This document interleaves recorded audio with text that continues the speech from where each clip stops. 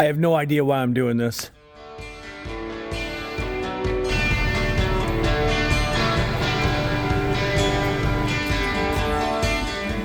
Welcome back, guys. Today, I had planned on taking a day off and not doing anything, just kind of relaxing. We had a real late night last night with this number 4 boil. We were up till almost 10 o'clock getting this boiled down, and we got a lot of concentrated almost syrup off of it. But here's the thing. I got all these buckets out here, and they've got a lot of sap in them.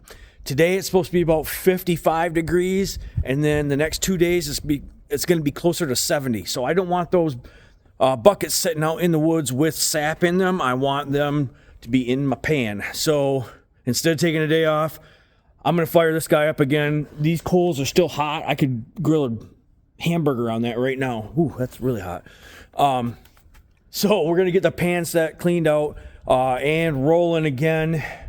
It's going to be another long day, but you kind of got to make the syrup when you have the sap. And right now is when I got the sap. Not sure if I'm going to get another boil out of this or not.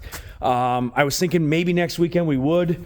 It really depends on the weather. And with it being 7 days out, it's hard for me to judge because you know how it goes. Typically, the weathermen like to change their tune every once in a while. It's okay. This is what we got out of boil number 4 for concentrate. That's half a turkey fryer of syrup, and that is a nice stock pot right there too. So I'm not going to concentrate on finishing off that batch right now. I'm going to concentrate on getting everything out of the woods and boiling it down. I'm going to do what I can. I don't know if I'm going to get it all done, but I'm going to try.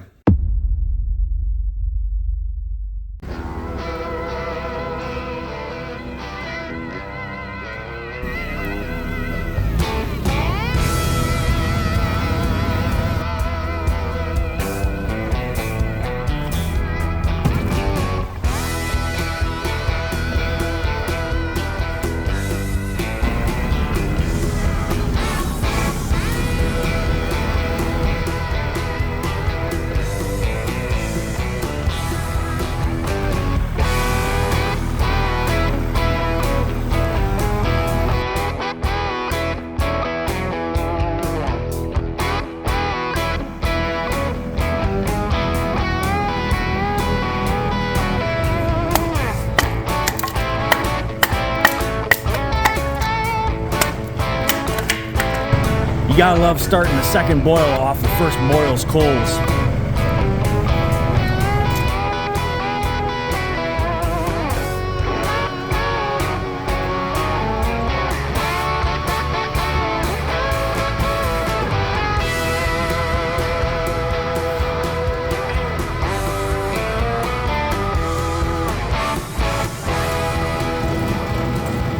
Typically, we've been just putting all our sap into this tote and dragging it back in and out of the woods.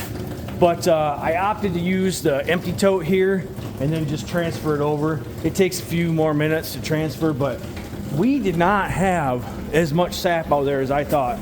I'm looking at about, it's hard to tell right here in this tote, it's kind of tilted a little bit.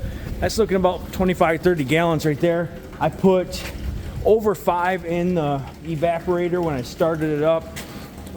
So we're looking at about a 40-gallon roll here.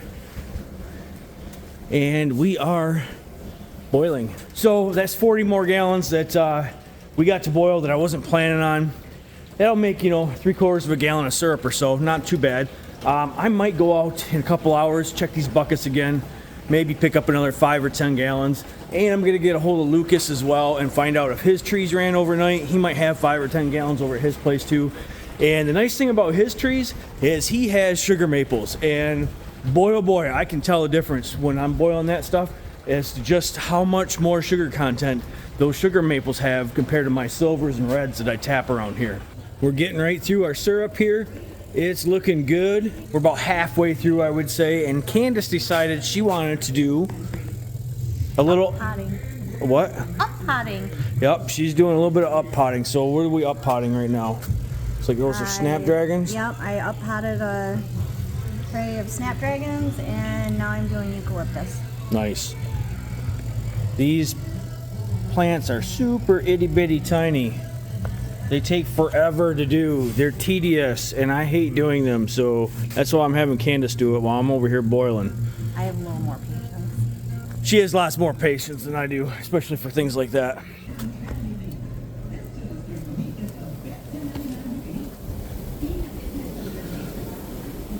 We just finished up with the sap that we got running through our RO. I shut the RO down, pulled it.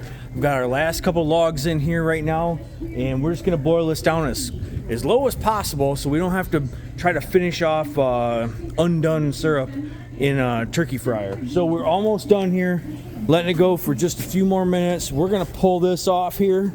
Got the tractor set up. We're gonna slide the pan over and drain into our, actually I need to move the pan because it's got to be over there. So we're gonna get this thing drawn off here real quick, and then we're gonna call it a day because this is boil number 5.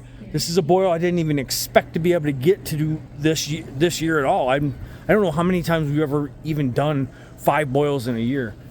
So we may get one next weekend. I do not know. Gonna totally depend on the weather. There's a lot of rain. There's hail chances. There's 70-degree chances in there. It's all over the place. So we're just gonna have to let it go and see how it goes. So this is something I wanted to show you guys real quick of what I do when I pull my RO system. I don't have my inlet going in from our collection tank. I have it going in our permeate tank right here, and I just leave it all set up. I put my inlet in the permeate tank, and then my outlet is just coming out into a 5-gallon bucket here, okay? And I'll probably fill 2, maybe 3 5-gallon buckets. That's how long I let it go through. It'll probably process for a good hour, half hour, depending on how much time I have. But that really flushes that system out with permeate. That's the best thing you can use. And then I take the permeate in the buckets that I just drawn off basically and flushed with, and then I'll put that in the pan. So when I put the pan back on, the evaporator doesn't scorch. The last few times we boiled, I haven't put the pan back on the evaporator, just left it off. I actually left it on the forks of the tractor, and I still put water in it or permeate in it, but I didn't put it back on the evaporator because there was so much wood still left in there. It's just gonna sit there and boil. There's no point for it. But that's what I wanted to show you guys, that because this is something I don't know if I've shown before, is the exact way that I pull off that and then I flush. So every time that I run that RO system, I flush that RO system every single time. All right, we're pulling this pan right now because we're scorching. Stop.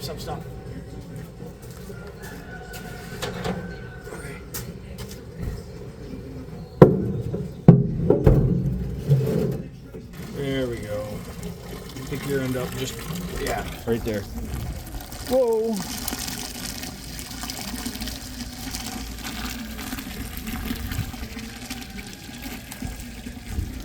These draw-offs are always really fun. We've gotten better over the years. You should have seen it the first couple times we tried doing this. Boy. Way up with your end. Yep, way up. There you go. Yep, down.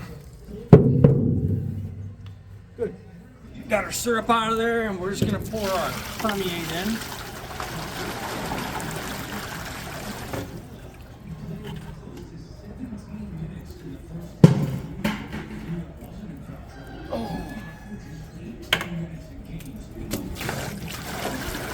I know I'm grunting and groaning like an old man, but I've split I don't know how much wood this weekend and hauled I don't know how many buckets this weekend, and boy are my arms tired.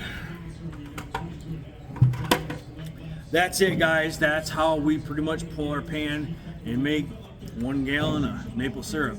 Thanks for following along with us all year, all season long. We will update you either with a boil number 6, or we'll update you guys with a final season overview of everything that we did here at Gagne Farms for 2026 maple syrup season. Thanks, guys. I appreciate it. We will catch you on the next one.